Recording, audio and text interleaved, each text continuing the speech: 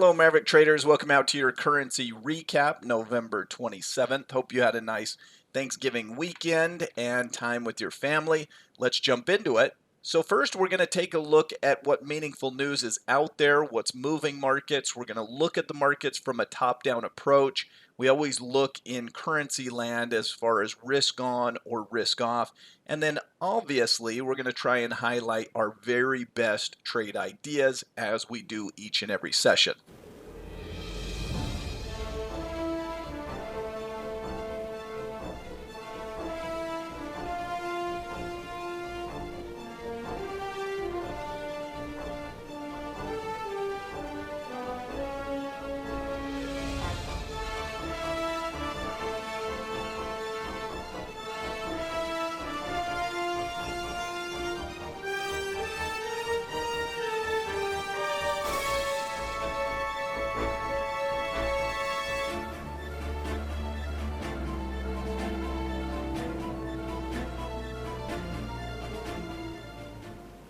All right, so let's take a look at what's happening in markets. As we look at where money's rotating, this has really been my area of interest. These three, Euro, Kiwi, and Aussie. 2 weeks ago, so last week was a holiday week. We didn't have the update, but 2 weeks ago, I talked about these three on the long side, but how things had shifted. And these two were the great buying opportunities. They had pulled back in price. In fact, the Aussie had made a bullish engulfing formation, which is a bullish candle that engulfed the prior period's body on the daily chart. It was like this in a pullback.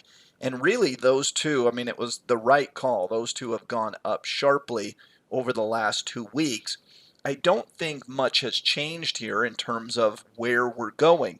You could add British pound to the mix, but all four of these still look like the best opportunities. I've been a little more skeptical since 2 weeks ago on crypto, and it really hasn't done much.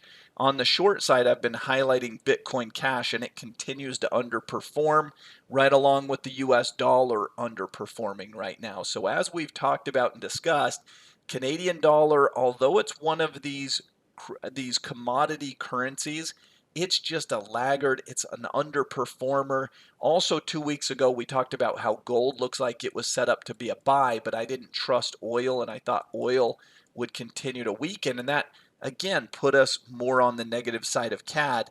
I see no reason to change that viewpoint. So CAD could at some point have a relief rally, but it is a serial underperformer. So continue to look at US dollars and Canadian dollars more on the downside. Now, for performance, for news, let's talk about it. First of all, right now, we're in the heart of retail season. We had Black Friday, record-breaking sales. We have Cyber Monday, which is happening right now as we speak, anticipated to break all-time records, and I'll bet you the consumer does just that.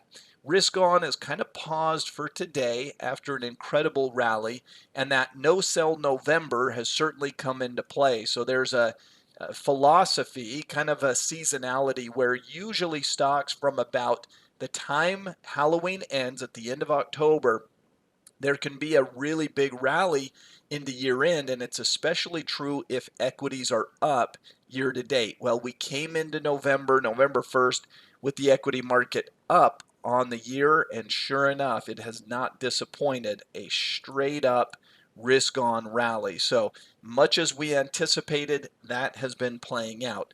For today, again, not a lot happening. You see a little bit of a bounce in the Japanese yen, a little bit of underperformance in US dollar, but really this is a nothing burger. Nothing really moving too much today. It's more of a pause. Crypto, a little weaker, down 1.7%, but 1.7 for crypto is like flat with how much volatility it has. Still think that gold is the best of the commodities. I've really liked gold. I got a little cautious a month or so ago, and then we came back 2 weeks ago and said, look, this looks like the dip worth buying. Where it was still in its uptrend, oil's in a downtrend, and I just don't trust oil still. That continues to underperform, down 1.5-ish% today. Crypto kind of stalling out. It's not really negative, if you are going to be negative on something, it's most definitely Bitcoin Cash. We've touched on that. If you are negative on crypto, Bitcoin Cash is the way to play it more to the downside. And if you're playing it to the upside, the others are acting and trading a little bit better. So equity markets, we've definitely seen improvement. Now we're above the 20, above the 50, and the slope is turning bullish. Let's look at that together. So 2050 bullish crossover. Notice the upward slope in the 20, and clearly price has been pulling these moving averages up with it. We could see a little mean reversion. We could certainly see a little pullback and allow these moving averages to play catch up, or you could kind of go choppily sideways, allowing this to play catch up, and I'm more in that camp. I suspect there will be a little bit of a stall out. Now you could go a little higher, go a little lower, but basically kind of stall out here for a week or two, kind of allow some of these moving averages to catch up, and then probably another rally at some point in December. This week, we've got RBNZ meeting out tomorrow. That's expected tomorrow at 8 o'clock p.m. Eastern Time. You have on Wednesday some GDP out of the U.S., on Thursday, the always important core PCE. And when you talk about inflation, this is the Federal Reserve's main focus when it comes to inflation. Now, expectations are for a little bit of a dip down. Prior inflation number at 0.3, this one expected to come in at 0.2. And Fed Chair Powell will speak about this on Friday. So we get that core PCE. That's at 8:30 a.m. Eastern Time before markets open at 9:30 a.m. If you're trading U.S. dollars, certainly that Thursday morning is expected to be the event that can move the dollar this week. So be aware of that one. It is an inflation number, and that can be a mover. If you're trading the Kiwi, which is one of our highlights, again, it reports RBNZ statement at 8 p.m. Eastern Time tomorrow. Now, some possible ideas. I've really stuck with these ideas. Now, here's that bullish engulfing. This was exactly 2 weeks ago.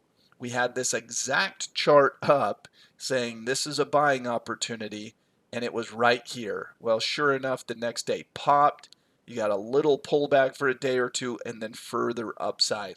Not only has it gone up to the target we anticipated, we're trading a bit above that. So still strong, still more of a risk-on environment.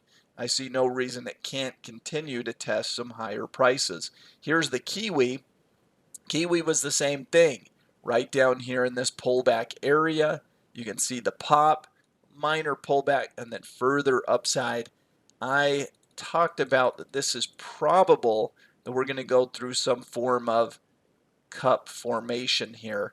And so I still think there's a bit more upside up to that resistance level in the Kiwi. And remember, these are our Kiwi pairs. This is the Kiwi against the other 7 major currencies. I think there's still more upside in Kiwi as compared to the other currencies. And that's what these charts demonstrate. So these charts, I think gold, if you're playing gold, that still looks like a stronger area of the market. And if you're looking for things on the weaker side, certainly US dollar, CAD is lagging, oil is lagging, and you'd have to say Bitcoin Cash much more on the bearish side. So as always, there's some things going up, like the 2 we've talked about, Aussie and Kiwi. And I would even add the British pound to the mix on this. These are the more bullish moving assets. These are the more bearish, so we'll continue to look at those opportunities for trades. Now, in conclusion, we're going to continue to send out updates throughout this week. You can see they're scheduled Tuesday, Wednesday, Thursday, and then we'll have the trading room this weekend. Have a great week. Happy holidays, everyone. We'll see you next time.